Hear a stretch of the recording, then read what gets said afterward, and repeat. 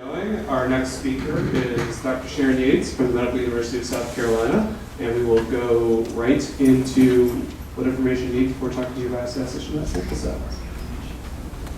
Thanks, everybody. I usually start by making a comment about how hard it is to see me over the podium. But Wendy told me yesterday that I did this a couple of years ago at a Estonia meeting, and it actually made it into the transcript. So it's to warn you to be careful about what jokes you make when you're starting to talk, because they may come back to haunt you later. So this is my disclosure. I do receive consultancy from Tech for my role on the prison steering committee, and I'm not really going to talk about any unlabeled use of anything, except that when I give examples, the trials that are currently ongoing are the easiest to draw from. So I may mention things like that, but I'm not actually counting any. And then I'll start with the beginning. So my talk is geared towards the design of a superiority trial. What I mean is I'm talking about a two-arm randomized trial where the intention is to show that one treatment is better than the other with regard to the primary outcome. That primary outcome does not have to be efficacy. It could be a biomarker, it could be a lab value, something that distinguishes there's a difference between your treatment arms. And a trial where the objective is the p-value from a hypothesis test. And as was mentioned earlier, this is not always going to be the case, right? If you're in the learn phase, the objective might be to find the maximum tolerated dose, or it might be to select one intervention to move forward for further testing. The p-value should not be what you're searching for at the end of every study. So really think about, when you're designing your trial, whether or not that's the key piece of information that's going to guide your decision making.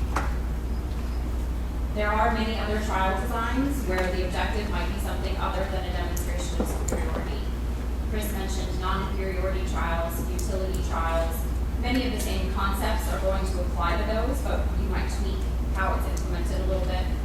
Again, the objective might be something other than a p-value, and especially in that case, the factors that I'm talking about here may be more relevant, less relevant, not relevant at all. So I encourage you again to really think about what you need to get from your particular trial when you're thinking about what you need to bring to the statistician. Okay, and I hope this works.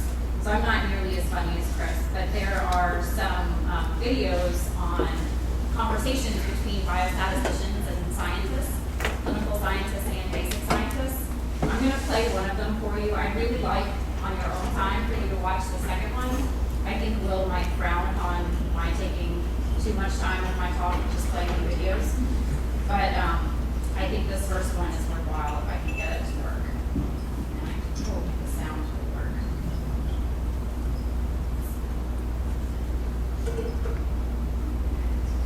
I have a study, and I need to know how many patients I need. I think I only need 3 patients. Okay, what kind of study is it? I'm doing a lab study. Can I just use 3 patients? That depends. What are you trying to show? We always use 3 patients. Okay, what are you trying to show? I'm trying to show that drug A and drug B are better than only drug A. How are you measuring if it is better? We are looking at apoptosis. Can we just use 3 patients? What kind of measure of apoptosis? Do you know how variable the measure is? We always use 3 patients. That is what we have published before. 3 patients per group or in total? Yes. Okay, let's try something different. What type of measure are you using? And is this an in vitro study? An in vivo mouse study? It is an in vitro study of patient samples, and we are looking at measures of apoptosis after treatment with drug A and drug B versus drug A and control, and drug B alone. Oh, how many groups are you analyzing altogether then? My grant is due tomorrow. If I can just use 3 patients per treatment. Okay, well, you probably should have come to me earlier for help with this. All I need you to do is tell me that 3 patients are okay. So, it is not that easy. Your marker for apoptosis may have a large amount of variability associated with it that could make it difficult to ascertain differences based only on 3 patients per group. It also depends on what kind of outcomes you are looking at. Are you looking at normalized changes in expression levels from baseline? 3 patients may not be sufficient to detect differences in these expression levels between the different treatment groups. I do not understand. I'm saying that you may need more than 3 patients per group, but that I need more information to determine that. The serine protease granzyme B is made in cytotoxic lymphocytes, where it is inactive due to the low pH of the storage granules. It is measured immediately upon delivery into target cell cytoplasms, where the pH is neutral. This is followed by cleavage of process phase 3 by granzyme B in the target cell cytoplasm and the subsequent induction of apoptosis. All proteolytic events can be quantitated at the live single-cell level by flow cytometry and imaged by confocal microscopy. I understand very little of what you just said. Maybe we should talk more about this. I just need to know if 3 patients are enough. My grant is due tomorrow. We will need to meet to better understand this before we can determine the appropriate sample size. I can put you on my grant for 0.5% FTE. You can design and analyze the data later. Do you really think that is enough to do the work? Well, it may be less if it is awarded and the budget is cut. Please go away.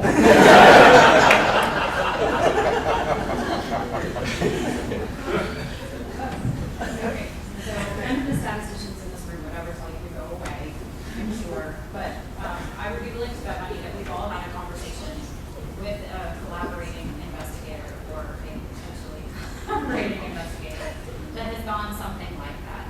Okay, so the one thing I really want you to take away from this talk is to engage your statistical counterpart as early as possible in the development process, because there are going to be these conversations at the beginning where neither one of you has any idea what the other person is talking about. And it's going to take a couple of meetings, especially if you're collaborating with a biostatistician who's new to your disease area. It's going to take a couple of these meetings for you all to learn to speak the same language, for your biostatistician to understand what the outcomes are that are possible, what the sources of variation might be for those outcomes and things like that. So you really want to start this conversation pretty early so you can avoid conversations like that.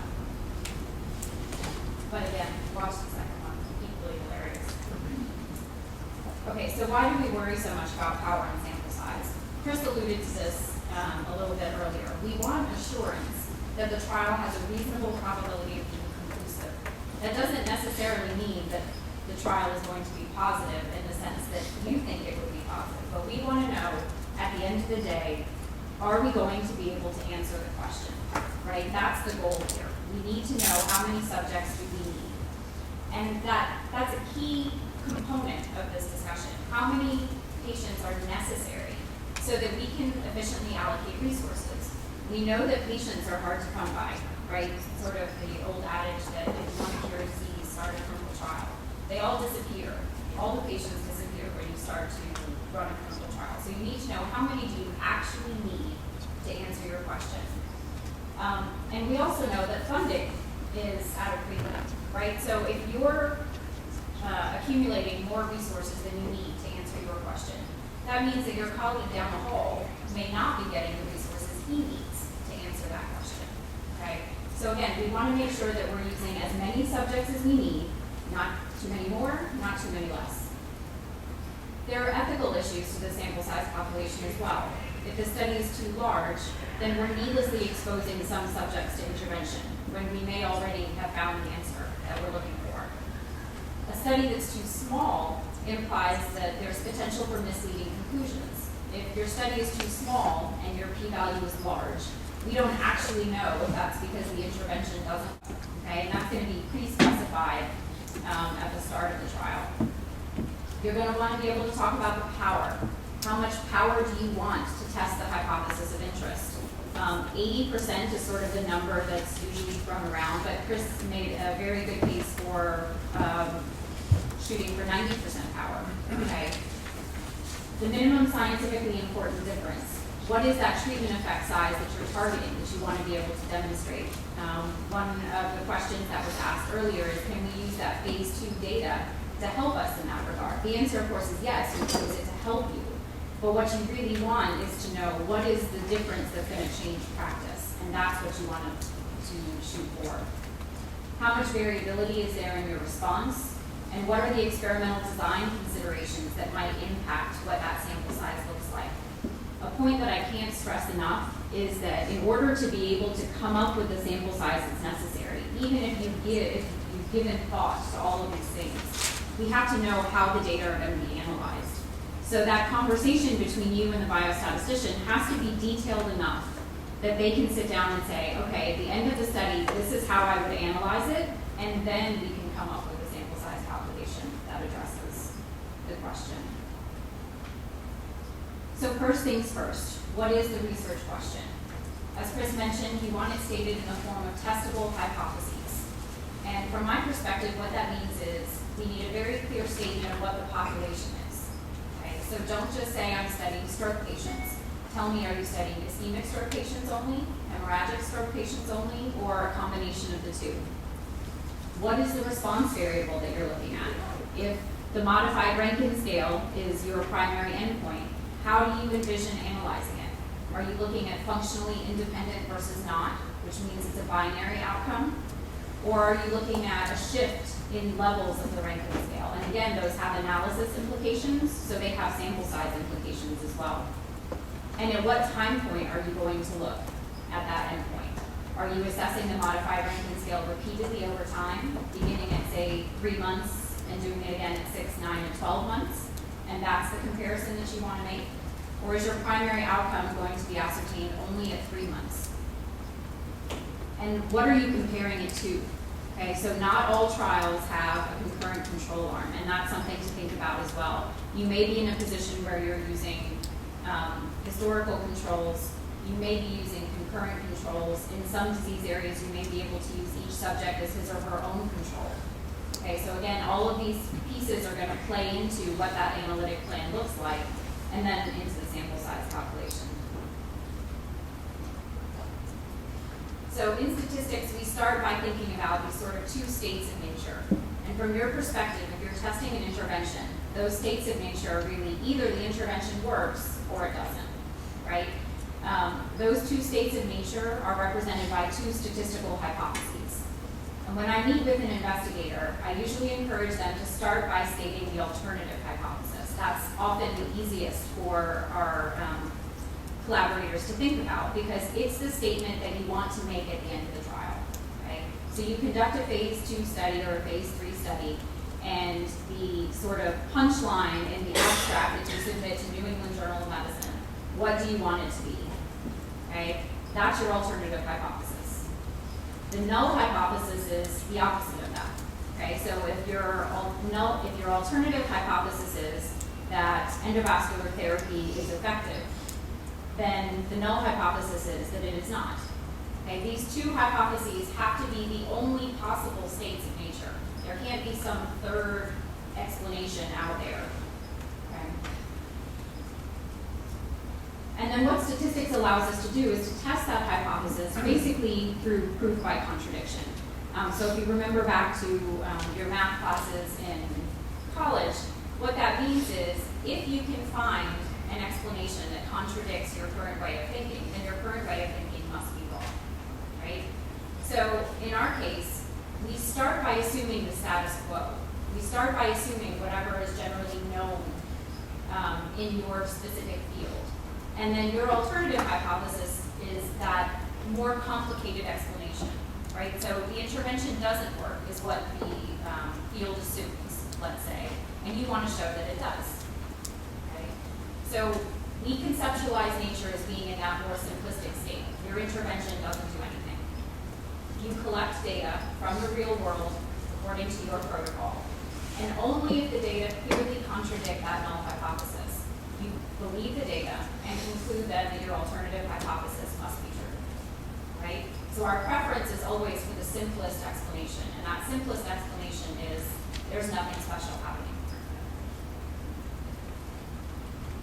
There are two true states of the null hypothesis, two possible true states of the null hypothesis. So it's either true, the intervention does nothing, or it's false, it does something.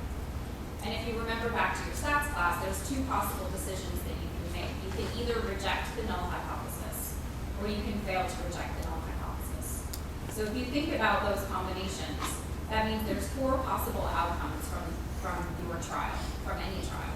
Okay? And we'll think about each of these in detail. So we talked about sort of a positive study. And again, that has different meanings for different people. If the null hypothesis is true, and you reject the null hypothesis, okay, that means nothing is happening, your intervention does not work, but your statistical test is significant. Okay? That's a type 1 error. You've made a false positive. The intervention doesn't work, but you're concluding that it does. Of course, you want that to happen with a very low probability, right? How low, we'll talk about in just a minute, but you want to restrict the likelihood that you're in this box. I don't know if you can see the mouse. You want to restrict the likelihood that you're in this cell to something very small, okay? If the null hypothesis is false, and you fail to reject the null hypothesis, that's the other potential error that you can make, right? So we refer to that as a type 2 error. So what is this saying? The null hypothesis is false, means the intervention works, but your test fails to show it, okay? This is really what we're talking about here today. How do we avoid being in this box, okay? Again, we want to restrict the likelihood that we wind up here to something pretty small, but we do it sort of indirectly. So here, we restrict the likelihood that we wind up in this box by fixing the level of significance. We restrict the likelihood that we wind up in this box sort of indirectly by targeting a high power when we design the study. Okay? So what we really want at the end of the day is to wind up in one of these other boxes. We want to wind up either here, where the intervention works and our statistical test is significant. Okay? This, of course, is really where you all want to end up, right? But this is also a good decision. The null hypothesis is true, the intervention does not work, and you fail to show that it does, right? Both of those are good decisions. One of them might be a little more exciting than the other, right? But they're both good decisions. And with good statistical design, again, the goal here is that at the end of the day, you feel pretty confident that you made the right decision. You'll never know which box you're in. That's just the way it goes. You'll never be certain which box you're in. But if you design the study well, then you should be confident that you wound up with the right answer. All right, so let's start by talking about the level of significance. The interpretation of alpha is that even when the null hypothesis is true, so even if the intervention does nothing, you're going to find a difference alpha times 100% of the time. Okay, so if you set alpha at 0.05, that means you're willing to accept a false positive 5% of the time. Okay? This is pre-specified in the trial design stage. It should be pre-specified in the trial design stage, and it should be restricted to something small. But alpha 0.05 is not a magical number. Okay? There's nothing that says you have to use 0.05. There are perfectly logical, reasonable arguments for using something a little bit larger or a little bit smaller. And it should depend on what your particular intervention is, what your disease space looks like, and what are the ramifications of making a false positive. Okay? So you're testing an exercise intervention on some outcome, right? And you find exercise works, exercise doesn't do anything on your particular outcome, but you find that it does. What are the ramifications of that? People are going to exercise. It's hard to argue that that might be bad, right? Exercise is healthy, it's good for you on a lot of different outcomes. If it doesn't happen to work on the outcome that you've selected, maybe that's not such a big deal. So maybe alpha 5% is not necessary. Maybe you're willing to say 10%. Okay? If, on the other hand, you're testing a surgical intervention that has serious safety concerns associated with it, right, then even 5% may be too high. You might want to say, I'm only willing to accept 1% false positive rate, right? Again, this is something that can depend on your particular disease area, and regardless should be justified, right? So 5% will sort of fly by during review. Nobody is really going to question it. If you go for something else, that's okay, but you have to justify that. Okay, so what does that mean in terms of statistics? So what I'm showing you here is a bell curve. And you can think about this as what you might expect from a range of clinical trials if the null hypothesis is true, if nothing is happening, right? So you all know that there's variability between subjects within a sample, and there's variability across samples, right? So if everyone in this room did exactly the same clinical trial, sampling from exactly the same patient population, you wouldn't all get exactly the same estimate of the treatment effect, right? You would each get your own, and you could pull them together and come up with a distribution, all right? So when the null hypothesis is true, we know what that distribution looks like. And the way that we restrict our likelihood of making a type 1 error is by considering what that distribution looks like under the null hypothesis and picking a value of our test statistic or of our treatment effect, beyond which we're saying it's unlikely that the null distribution is what generated this value, okay? So here, one-sided alpha of 0.1 means I'm putting all of my false positive likelihood in one area. So I'm only interested in showing that the intervention is better, okay? I'm not interested in showing that it might be better, it might be worse. I'm only interested in showing that the intervention is better. And the shaded area here corresponds to that probability of a type 1 error. Why does this matter? Well, what happens when I decrease that probability? My shaded region gets smaller, right? So for more stringent levels of significance, I'm going to require a larger test statistic or a larger treatment effect in order to claim a difference. How does that play into the power? So the power is the probability that a statistical test is going to reject the null hypothesis when the null is false. So there isn't an impact of your intervention. You want to be able to show it. Power is a little bit more complicated than the level of significance because it's specific to a particular effect size. Okay, and this gets at one of the questions that was asked earlier. So the interpretation of the power is for a given value under the alternative, you're going to be able to conclude a difference, say 80% of the time, or 90% of the time.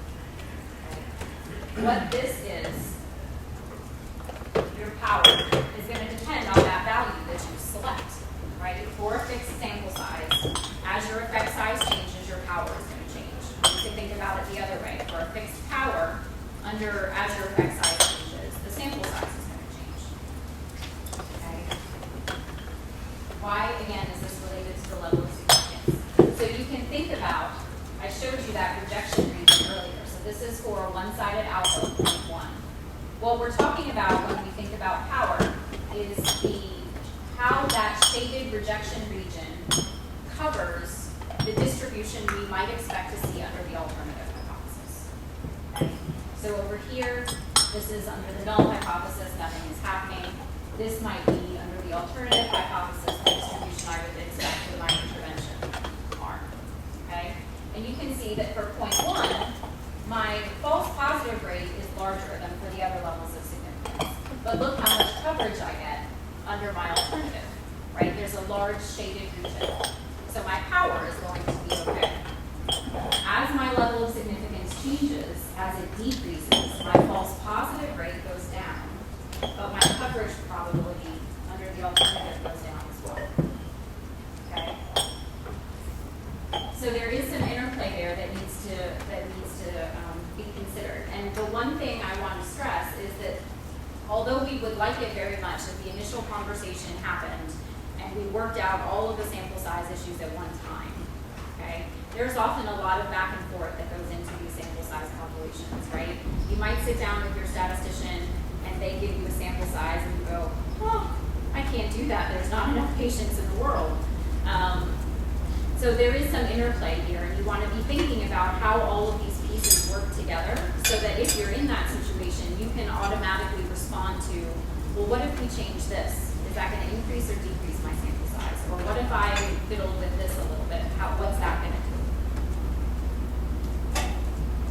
The minimum scientifically important difference. This is the smallest difference that would mandate, in the absence of serious side effects or excessive cost, a change in scientific practice or understanding.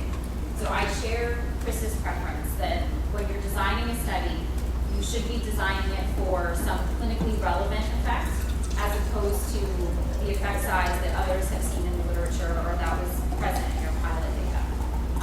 In addition to the positive bias that Chris mentioned, something that often happens between phase 2 and phase 3 is the increase in the number of sites that are required to conduct the study, and that added variability can have impacts on the effect size that you're observing as well. So again, we want to target for something that is the minimum clinically relevant difference and not just what you've seen before. And the rule of thumb is that the larger the difference, the smaller the sample size we need to detect it. Now that's a very simplistic rule of thumb, and we'll talk about why that is, but it can sort of help you think through, again, the impact of each of these factors. So if this is, again, a bell curve that might be seen when there's no effect of my intervention, under the alternative hypothesis, as I select that treatment effect that I'm looking for, my curve is going to shift, right? So without even showing you projection treatments, because I don't think it's necessary here, how easy do you think it's going to be to tell the difference between the curve in red and the curve in black? Right? There's a lot of overlap between those two distributions. So no matter sort of where you wind up in terms of your test statistic, it's going to be hard to know with any confidence which distribution you're drawing from.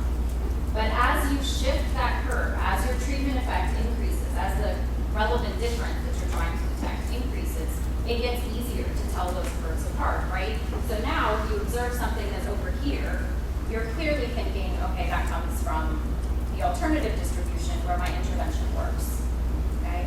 So the larger the difference, the smaller the sample size is simplistic, but you can see how it sort of plays out. It's simplistic because variability also plays a role, okay? And how we talk about variability depends on whether we're talking about a continuous endpoint or a categorical endpoint, okay? If your endpoint is continuous, then I'm talking about an estimate of the standard deviation or the variance of that particular endpoint, and that's going to impact your sample size.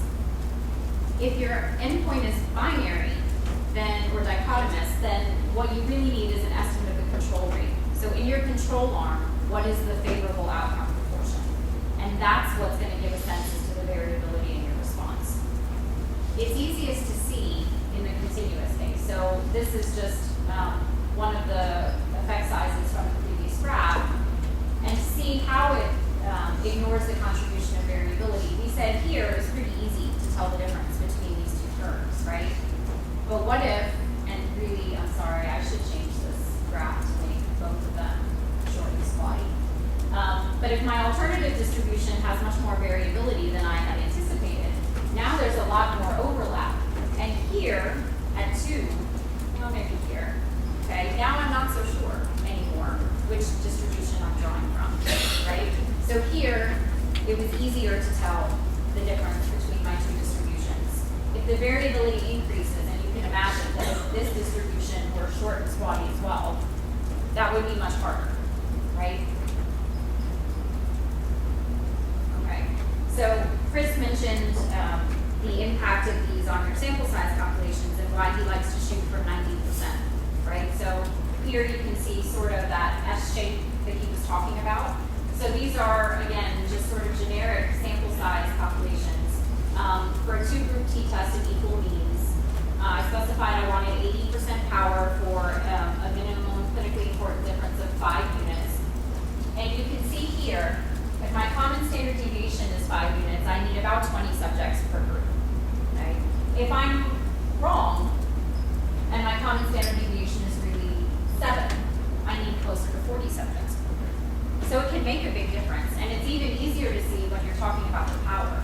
So here, remember I designed it for 80% power. So I have 20 subjects per group at a common standard deviation of 5. I hit my 80% power.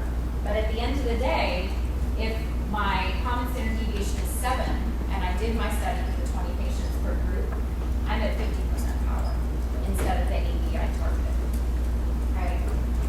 So when you're thinking through these again, you want to use whatever data you have to support those assumptions, but be aware that these are estimates and they could be off in either direction, and you want to think about, if it's off, what impact is that going to have on the design that you've selected.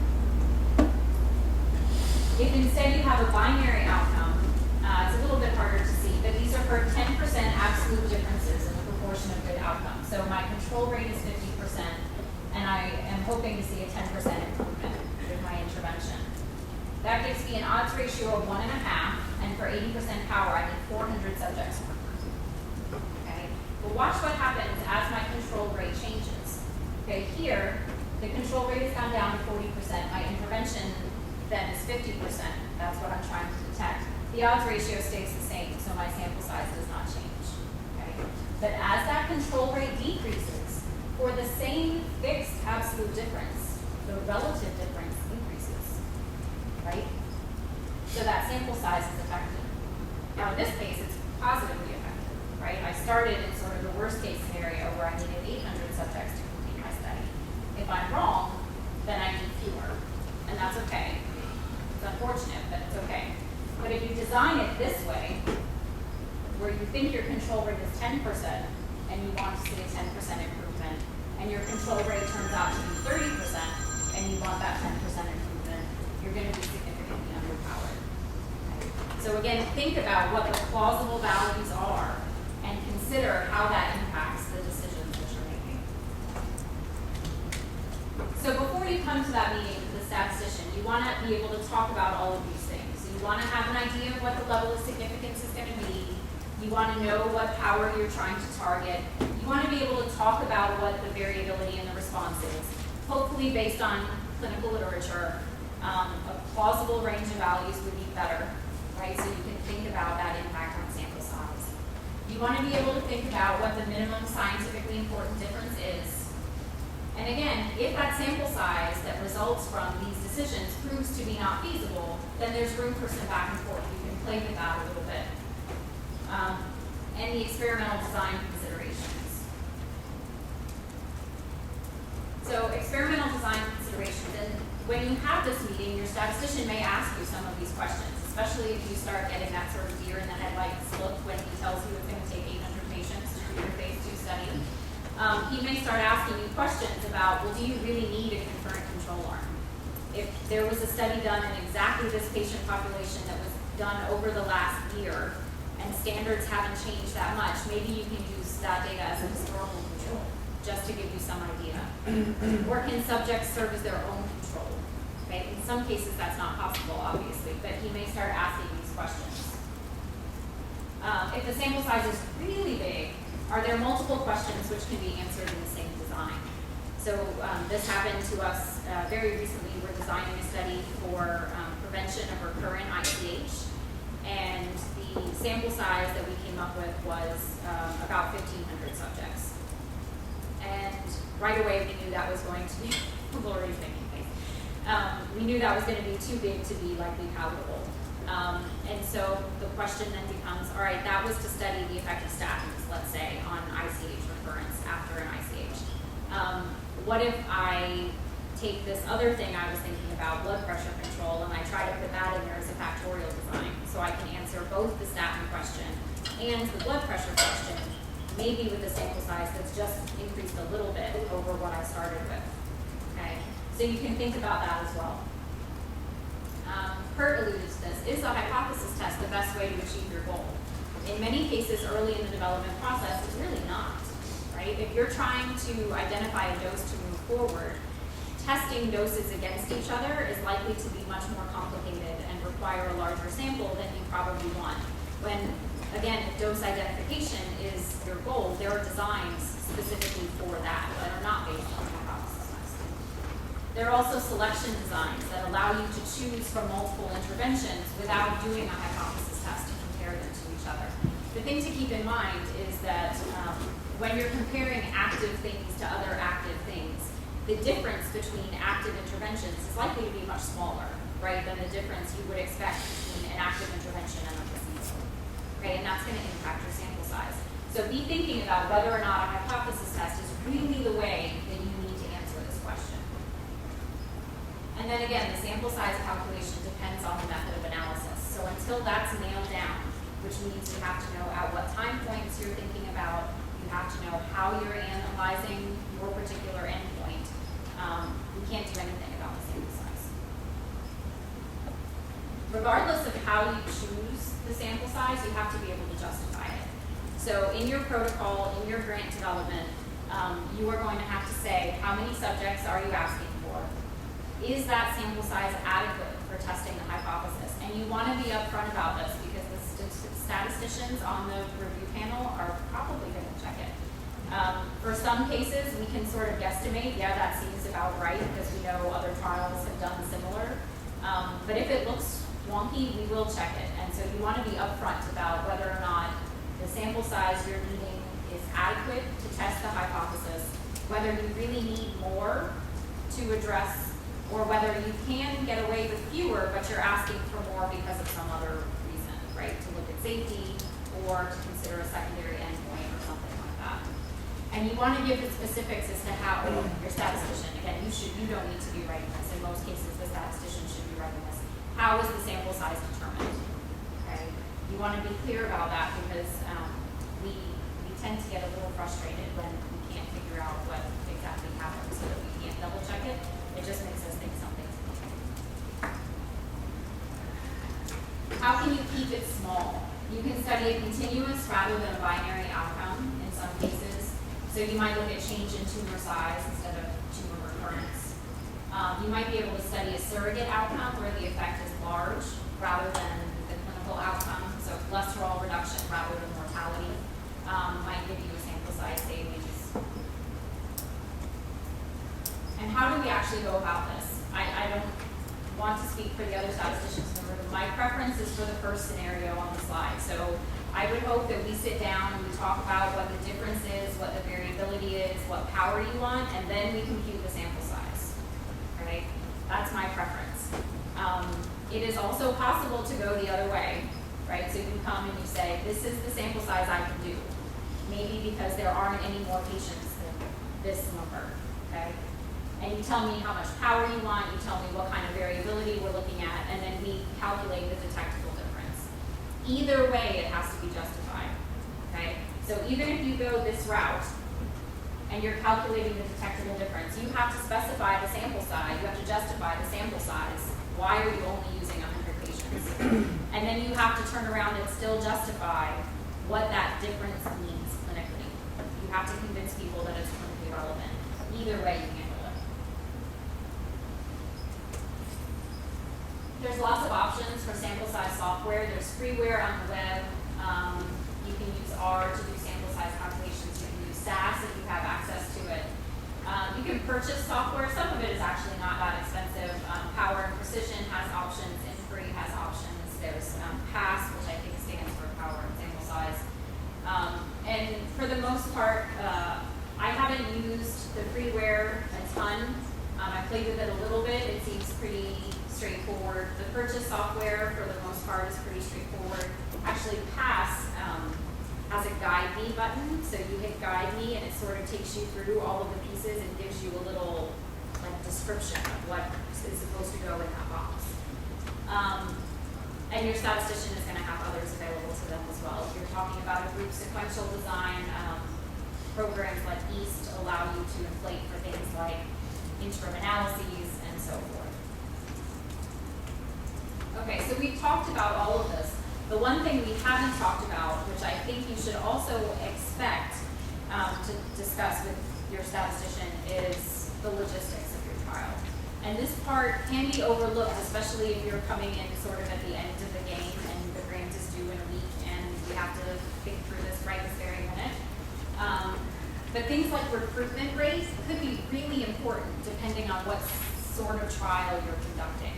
And so if you're doing a dose-finding study where the toxicity could occur all the way out to 90 days, but you're recruiting, you anticipate recruiting super fast, so that you may have data on half of your patients before the first of them even hits the 90-day endpoint, that's not going to work as far as an adaptive design goes very well, right? Because you're going to have accumulated too many patients before you get the data that you need to modify the dose for the next set of patients. So you need to think about that. Treatment crossovers. If they're anticipated, are they anticipated to happen in both directions? And with what frequency? Or are you more likely to experience patients going from control arm to intervention arm than vice versa? Okay. Again, the impact of these treatment crossovers is that it's going to dilute the treatment effect that you see, right? So if you have, say, 20% treatment crossovers, then your intervention arm is going to start to look more like your control arm. Your control arm is going to start to look more like your intervention arm, and that means you're going to have a harder time telling the difference between the two, right? So you want to be upfront about with what frequency you expect those crossovers to occur and in what direction. Protocol non-adherence is another thing that's going to dilute the treatment effect and will need to be accounted for in the sample size calculations. Okay, so if you're talking about a study where patients are going to have to take a pill a day for 90 days, compliance with that treatment regimen is going to impact how well the control arm resembles a true control arm and the intervention arm resembles the true intervention. So you want to think about that as well and be prepared to inflate the sample size to account for it. And Chris mentioned missing data, so loss to follow-ups and consent withdrawals are going to impact, again, we're talking about dilution of the treatment effect because we can't just exclude those patients. We have to do something with them. And so we need to know how often we think that's going to happen. There are things you can do in the protocol design stage to minimize its occurrence, which of course is preferable, but you need to be honest about what you think that rate is going to look like. And again, all of these things we're going to inflate the sample size to cover them. So that initial sample size calculation at the end of your first talk with the statistician may not be the final sample size. That may give you the ballpark, and then you start thinking about these logistical considerations, and that sample size is likely to go up. Okay, and I'll leave you with some famous last words. My favorite is the quote by Fisher: to call in the statistician after the experiment is done may be no more than asking him to perform a post-mortem exam. He may be able to say what the experiment died.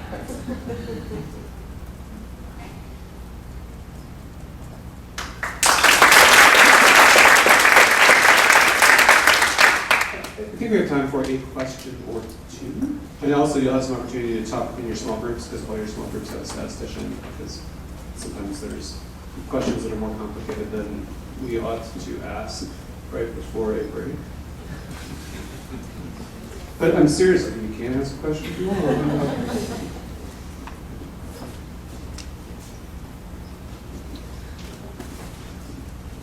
My name is Clark. Are there rules of thumb for estimating subject dropout? I don't know that there are rules of thumb, but you can often look to trials that have been previously conducted in your disease area to see what their dropout rates have looked like. So we have a study currently in ICH. We went forward with anticipating a 5% dropout rate. Review came back and said, we really don't think 5% is enough. We think you need to go up to 10. We looked through the literature, 5% seems pretty